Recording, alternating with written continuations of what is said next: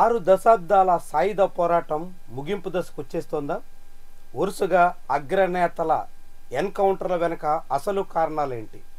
Maoist ఉద్యమంలో జరుగుతున్న పరిణామాలేంటి? ఎందుకింత గడ్డు పరిస్థితులు ఎదుర్కోవాల్సి వస్తుంది? ఇలాంటి అంశాల మీద మనతో మాట్లాడేందుకు సీనియర్ అనలిస్ట్ చెవుల కృష్ణాంజనేయులు గారు ఉన్నారు.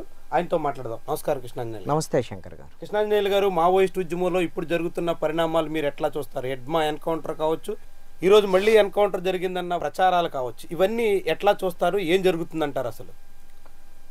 కేంద్ర హోంమంత్రి అమిత్ షా ఒక స్పష్టమైనటువంటి ప్రకటన చేశారు. ఆపరేషన్ కగార్ విజయవంతం అవుతుంది. 2026 మార్చి కల్లా మొత్తం మావోయిస్ట్ పార్టీని సమూలంగా క్లోజప్ చేస్తామనేటువంటి విషయాన్ని కేంద్ర హోంమంత్రి ప్రకటించారు. ఇది కేంద్ర ప్రభుత్వం యొక్క ప్రకటన, లేకపోతే అసలు వాస్తవ పరిస్థితి ఏంటి అనేటువంటి విషయాన్ని మనం గమనిస్తే, ఇప్పటికే దండకారణ్యానికి పరిమితమైనటువంటి మావోయిస్టు పార్టీ ఉద్యమం తుది దశకు చేరింది అని అనుకోవచ్చు.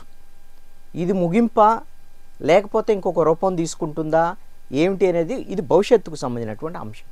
కానీ సాయుధ పోరాటం అనేటువంటి అంశానికి మాత్రము ముగింపు దశ వచ్చింది అని మాత్రం స్పష్టంగా అర్థమవుతుంది.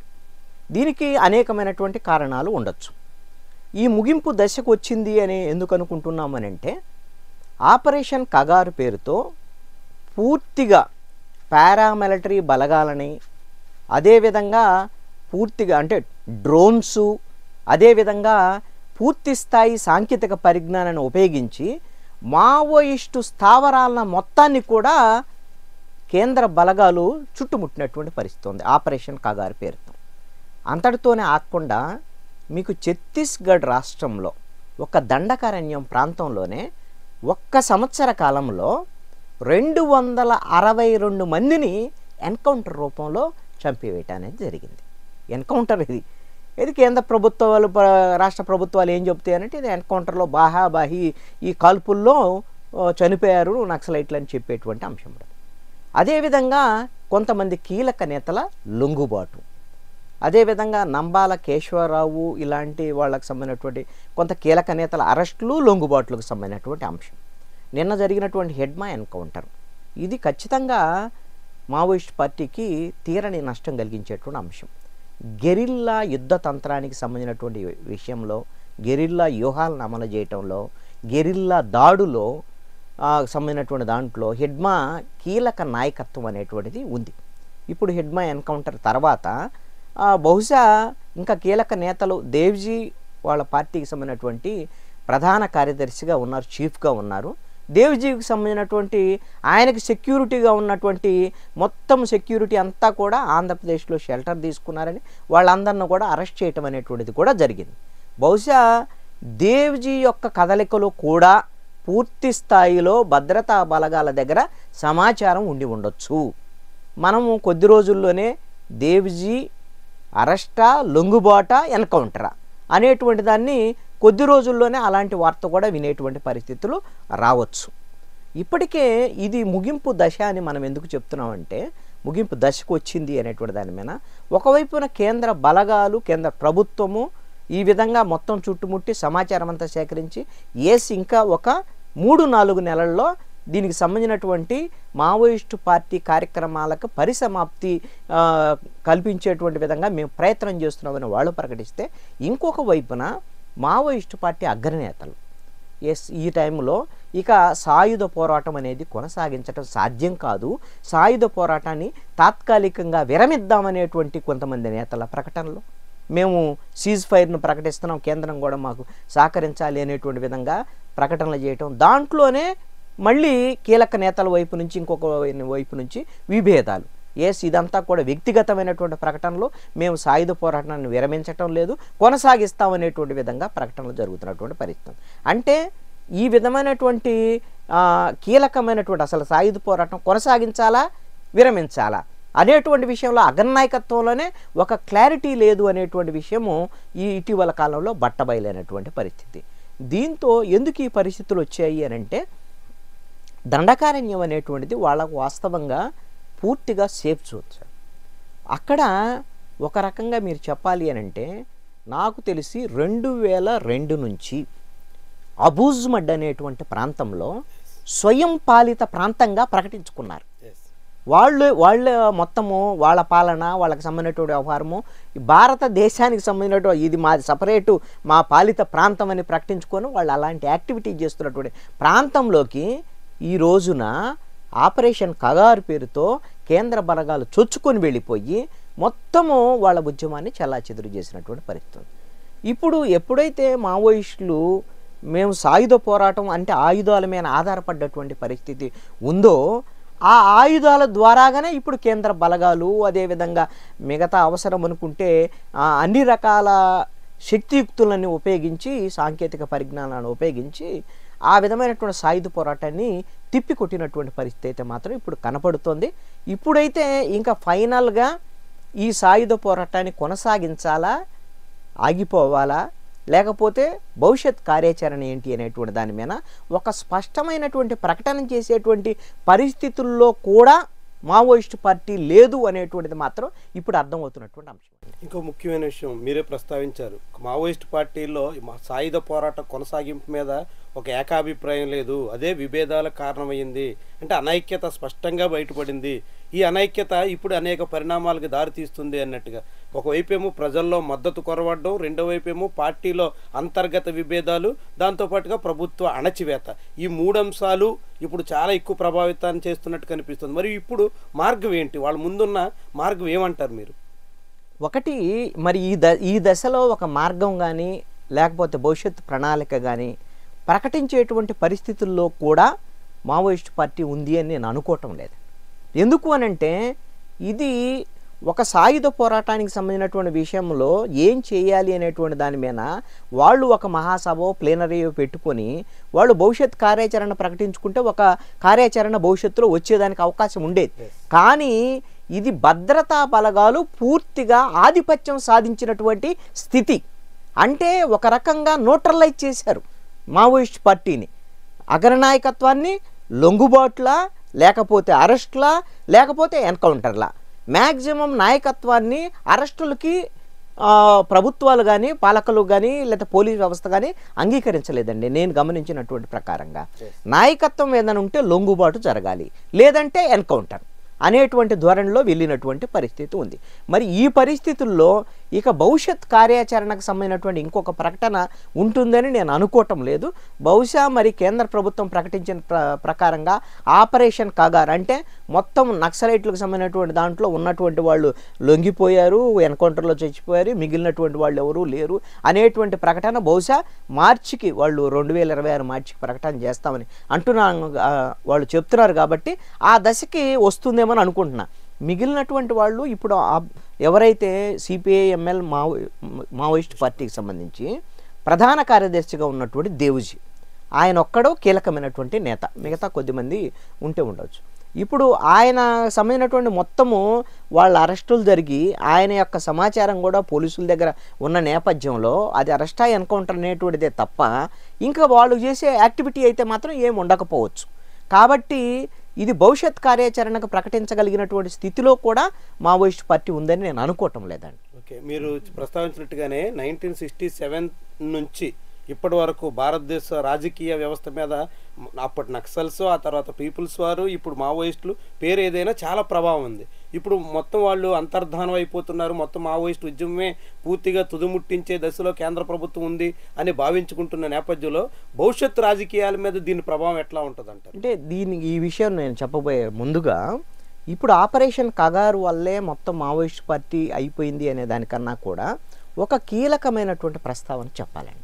ఎందుకోసమనంటే మన భవిష్యత్తు ఎలా ఉంటుంది ఏంటంటే ఒక అంశం అయితే మీరు గమనిస్తే మొట్టమొదటిసారి 2004లో కాంగ్రెస్ పార్టీ అధికారంలోకి వచ్చిన తర్వాత ఉమ్మడి ఆంధ్రప్రదేశ్లో అప్పుడు రాజశేఖర్ రెడ్డి ఏదైతే ఎన్నికల సమయంలో ఇచ్చినటువంటి హామీకి అనుగుణంగా లేదా అప్పుడు ప్రకటనలకు అనుగుణంగా ఆయన మేము నక్సలైట్లతో చర్చలు జరుపుతామని చర్చలకి పిలిపి ఇవ్వటం అనేటువంటి ఒక దశ ముందు నక్సలైట్ ఉద్యమానికి ఒక సెట్ బ్యాక్ అనేటువంటి అంశం ఎక్కడ స్టార్ట్ అయింది అనే దానికి ఇక్కడ నేను ప్రస్తావన చేస్తున్నాను. అప్పుడు ఎప్పుడైతే వాళ్ళని చర్చలుగా పిలిచారో చర్చలకి ఆల్రెడీ ఆంధ్రప్రదేశ్లో గుత్తికొండ బిలం దగ్గరకు వచ్చి వాళ్ళు బహిరంగ సభ పెట్టి ఎస్ మేము ప్రభుత్వంతో చర్చలు జరుపుతున్నాం అని కర్నూలు దగ్గర నుంచి అడవుల నుంచి బయటకు వచ్చిన తర్వాత ఆయుధాలను వదిలిపెట్టి వాళ్ళు వచ్చారు. ప్రభుత్వం కూడా సీజ్ ఫైర్ ప్రకటించింది. కానీ ఏం జరిగింది ఆ రోజున? కేవలము ఆ చర్చలు 2-3 దశలు చర్చల తర్వాత ప్రభుత్వం చర్చల నుంచి ఉపసంహరించుకోవటం, ఆ తర్వాత ఎన్కౌంటర్లను స్టార్ట్ చేయటం అనేటువంటిది ప్రక్రియ ప్రారంభం.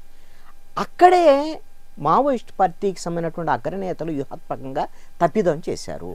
ఏమిటి అని అంటే ప్రభుత్వం పాలకులు వీళ్ళ యొక్క పాలకుల యొక్క వ్యూహం ఏంటి అని అంటే వీళ్ళ హైడౌట్స్ ఏంటి, అసలు వీళ్ళ వ్యూహాలు ఏంటి, అసలు ఎవరు నాయకులు ఉన్నారు, వాళ్ళ ముఖాలు కూడా చాలామందికి ఇప్పుడు భద్రతా బలగాలకు సంబంధించినటువంటి వ్యవహారం తెలియదు.